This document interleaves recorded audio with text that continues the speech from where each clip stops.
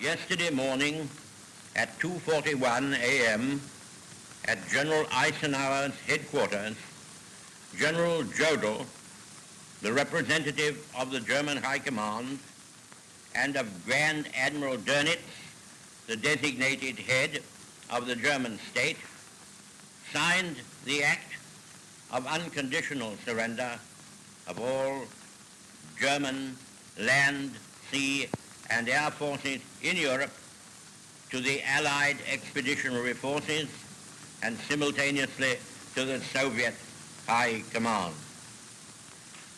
Hostilities will end officially at 1 minute after midnight tonight, Tuesday, the 8th of May. But in the interest of saving lives, the ceasefire began yesterday to be sounded along all the fronts.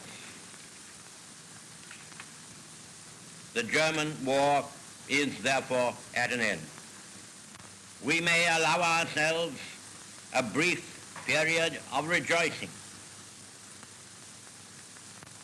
Today is Victory in Europe Day.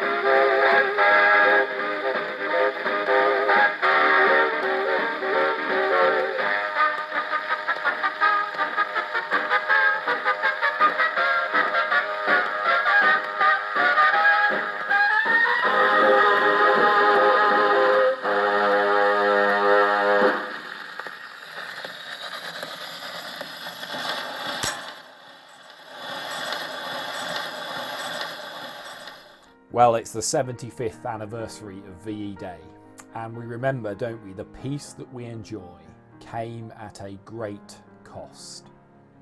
And in the words of Churchill, we might allow ourselves a brief period of rejoicing. Maybe you're doing something on this Friday, rejoicing for the peace that we have in our country.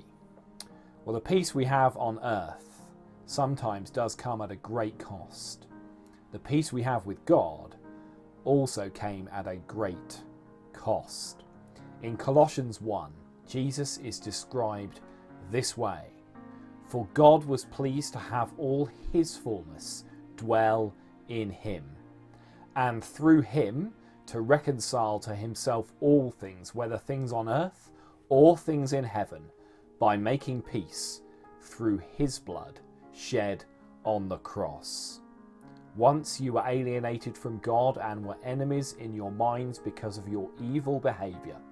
But now he, that is God, has reconciled you by Christ's physical body through death, to present you holy in his sight, without blemish and free from accusation, if you continue in your faith, established and firm, and do not move from the hope held out in the gospel. The peace we as Christians enjoy with God came as a great cost. Once we were enemies of God, now we are without blemish and free from accusation if we're continuing to put our faith in the death of Jesus for our forgiveness and for our peace. In the words of Churchill from that radio broadcast, we might allow ourselves a brief period of rejoicing, maybe over this weekend, for the peace we have on this earth. Do you know what? We will allow ourselves an eternity of rejoicing for the peace and forgiveness we have with God through Christ.